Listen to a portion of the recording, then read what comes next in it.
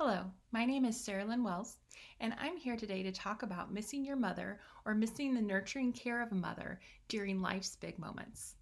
We talk a lot at the ministry about how there can be everyday moments where we miss our mother or recognize the lack of the nurturing care that we never received.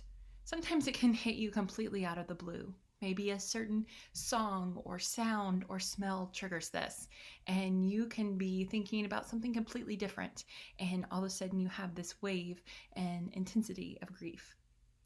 But there are also, of course, those big moments when you are missing your mother or missing what you never had.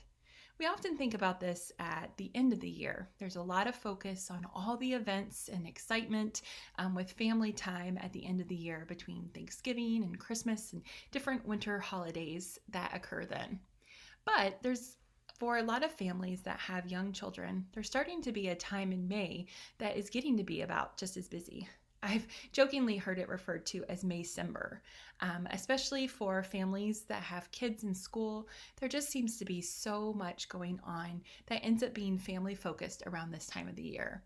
Between graduations, special recitals, concerts, closing programs, so many different things as the school year wraps up for most families that are happening. That are maybe small events, but have a lot of importance to the student who's involved in it and to the family. This year in my family alone, we have both my kids have some big things happening between one of them being baptized and one of them graduating his last year of preschool. I have a niece who is graduating from high school, and many other recitals and closing programs and special things that will be going on just in the month of May. It can feel overwhelming anyway. Even if you're not going through grief, there's a lot to do, a lot to remember, and a lot to keep up with. But I often find sitting at those special events and special moments to be particularly challenging for me. I am so excited for my child. My youngest is graduating from preschool and he's so excited about going to kindergarten and a little nervous, and it's a big deal for him. So his closing program and his last day of preschool are important to him and something that I want to celebrate with him. But there are also moments, of course, when I think about my mom, especially when we're at an event like a closing program and I see a lot of other friends of mine that are there with their mothers. My mother-in-law is always very supportive of our kids, but of course I would also love to have my kids' other grandmother be there as well. So there is a loss and there is a bit of a gray cloud that surrounds even the happy, exciting moments like that. When you're thinking about maybe nurturing and mother that you never had, or you're missing a mother you had who has since passed. In those moments, I try to recognize that it's okay to feel both things. Sometimes in the past, I have been so focused on, no, I'm supposed to be happy. I don't want to make my kids' program about me that I just shove those feelings down. And they might not come out in that way, but often they come out in other ways that are unexpected. Maybe later, maybe in feeling extra anxious and stressed and short-tempered in trying to get everyone ready for the event. So I've found it's best to allow myself to feel those things. It's okay to recognize who's missing. That doesn't mean it's taking away from those in your life who you're excited that are there to celebrate your kids, and it doesn't have to take away from your kids, but it's something that you can hold space for both of those things. Of course, Mother's Day is also in May, so we have that in the middle of all the busyness and craziness.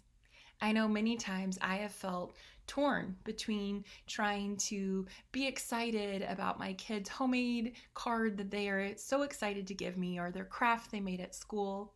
I don't want them to think I'm not excited about what they're giving me, but I also have this ache and this sadness about facing Mother's Day without my mother. One thing that I've found that has helped me is to try to allow myself time and space to feel both those things. Often I will take the day before Mother's Day and spend some time alone, allow myself to feel sad, to reflect on my mother, to maybe listen to a favorite song of hers, read something she would have enjoyed, And sometimes I've even made or gone somewhere to get something to eat that she enjoyed, just to feel a bit of a connection and just to allow myself to feel sad and to spend some time alone to process some of how I'm feeling. I found that often helps me to have more emotional capacity to be able to enjoy the moments with my kids when they want to give me their card and want me to be excited about it. And I can also talk to them about why I'm taking time for myself. I think it's important for our kids to understand that it's okay for us to feel sad or to reflect on things that maybe make us feel sad but are healthy for us to process and work through. I know there's going to be plenty of moments where I'm going to need to remind myself of that over the next few weeks as I celebrate these big, exciting, happy moments and things that right now in our lives are very important to my kids, while also feeling the heaviness of an empty chair at our table, an empty seat at their program. If you are trying to deal with the busyness and craziness of this May-cember time of year, just know you are not alone. There are a lot of other people out there feeling the same way that you're feeling. Maybe, like I said, you're recognizing that you never had that person that was there for you. And so when you see these other mothers having their mother there, that can be challenging as well.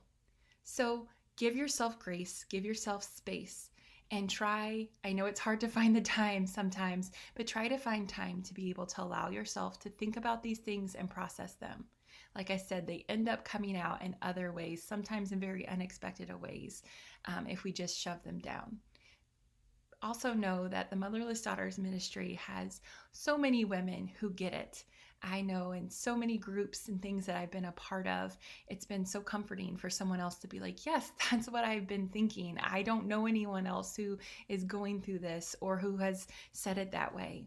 So there are so many ways that you can get involved or meet other women who get it, who understand that a lot of times we are carrying this duality of happiness for what's happening, but a sadness of what we've missed out on or what we no longer have in our lives. So I hope that you are able to keep that in mind as you finish through this busy season of May.